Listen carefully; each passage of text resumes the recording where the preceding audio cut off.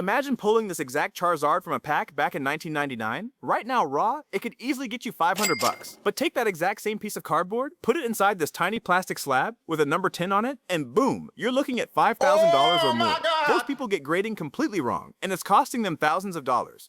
In this video, I'm going to show you exactly what the graders are looking for under the microscope, how to prep your cards so they actually have a shot at that flawless score, and which grading company you should trust with your collection right now in 2026. This is the ultimate grading guide for 2026. Look, the grading market isn't what it used to be during the 2020 boom. It's matured, fees have shifted, and buyers have gotten way smarter. The brutal truth, a PSA 9 doesn't command the crazy premium it used to, but a PSA 10? On the right card, it still drives massive money, but it's not just about flipping for cash. Grading is permanent protection. Once a card is slabbed, it's frozen in time. No humidity damage, no surface scratches, and zero accidents if you drop it. Plus, if you ever do want to sell, a graded card eliminates the worst part of the hobby, the endless negotiation over condition. The number on the label speaks for itself. Every major grading company judges your cards on the exact same 4 criteria. Master these, and you'll instantly change how you look at every card you own. First up is centering. This is all about the borders. Graders measure the top to bottom and left to right ratios. To land a coveted PSA 10, your centering needs to be roughly 55-45 or better.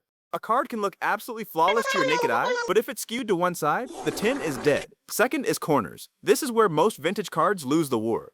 Fresh corners are sharp enough to cut paper. Worn corners look soft, fuzzy, or show a tiny speck of white paper fraying. This is the #1 reason a card drops from a 10 to a 9. Third is edges. Run your eyes along the sides. You're looking for chips, dents, or what collectors call whitening.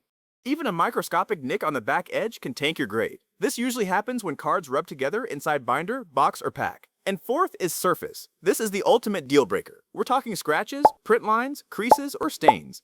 Holofoil scratches on vintage cards are incredibly common. And remember, graders look at the back of the card just as strictly as the front. Before you spend a single dime sending cards into a grading company, you need to do your own home inspection. Do not just look at it under your regular bedroom light. Grab a bright flashlight or a phone light and look for imperfections. For centering, take a perfectly flat photo with your phone. There are awesome free centering apps out there that overlay a digital grid right on your photo to give you the exact ratio instantly. To check your Pokémon card borders completely free, you can use unlimited browser tools like Edge Grading, download phone apps like Card Centering Calculator, or just overlay a transparent PNG grid yourself. If your card passes all 4 tests, submit it. If it fails even one, save your money, the grade won't cover the fee. The landscape has settled into 4 major players here in 2026, and each has a specific purpose. Here is how you choose. If you are dealing with vintage or want max resale value, go with PSA. PSA is the undisputed king of card grading. If you're grading to flip, a PSA 10 commands the highest premium on the market, period. The downsides? Higher base fees, dealing with unpredictable wait times, and navigating the occasional hobby controversy.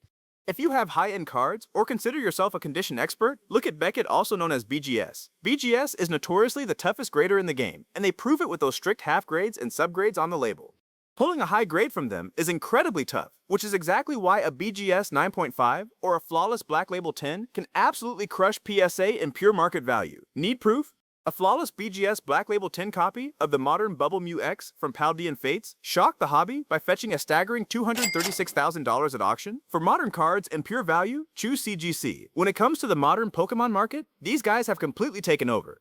Their turnaround times are incredibly fast, the slabs are crystal clear, and the pricing is highly competitive. Honestly, if you're looking at a newer card and the higher PSA fees just don't make economic sense, this is easily your best move. And finally, for the modern collector, there is Tag. Is AI the future of card grading? Tag thinks so. They use full computer scanning to grade, meaning no human error and no bad days for the grader. Their slabs look incredibly sleek with that clear, minimal label. And while they don't command the resale value of PSA yet, their fully transparent grading reports are a massive hit with collectors who are tired of guessing why their card got a 9 point. Now, let's talk about the prep and shipping. Graders see hundreds of cards a day. If your card shows up dusty, fingerprint smudged, or jammed into poor packaging, you are literally begging for a bad grade. If you want that flawless Gem Mint 10, the work starts before you ship it out. Here is exactly how to prep your cards like a pro. It all starts with a harsh truth. Even fresh out of the pack, your card is probably covered in a microscopic layer of factory dust or printing oil. To fix that, grab a fresh, lint-free microfiber cloth and wipe gently in one direction. Whatever you do, never rub in circles. All you're doing there is grinding that dust right back into the surface, creating the exact hairline scratches you're trying to avoid. But getting the surface clean is only half the battle, because the moment you go to sleeve it, you could accidentally destroy the corners.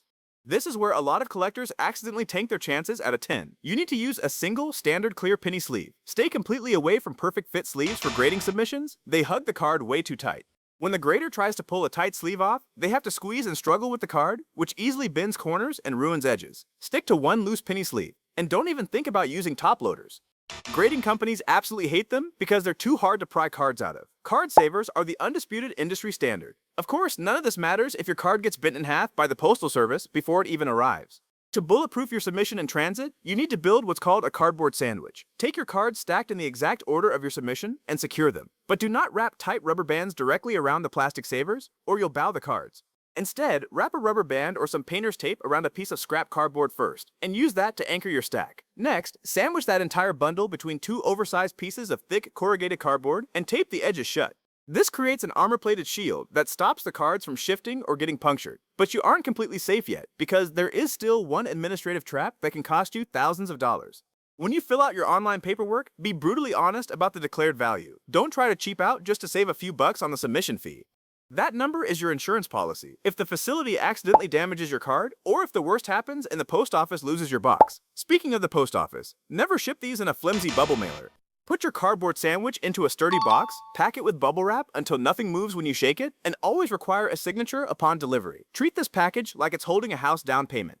Do this right, and you'll maximize your chances of seeing those beautiful tins come back in the mail. Once you ship them off, check the online registries to track your order's progress. When that box finally arrives back at your house, it's like Christmas morning.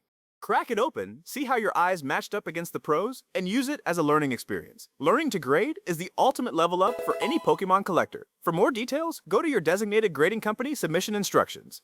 If you found this guide helpful, do me a massive favor, smash that like button, comment down below with the next card you're planning to submit, and subscribe for more deep dives into the world of Pokemon collecting. Catch you guys in the next video, and have a great day.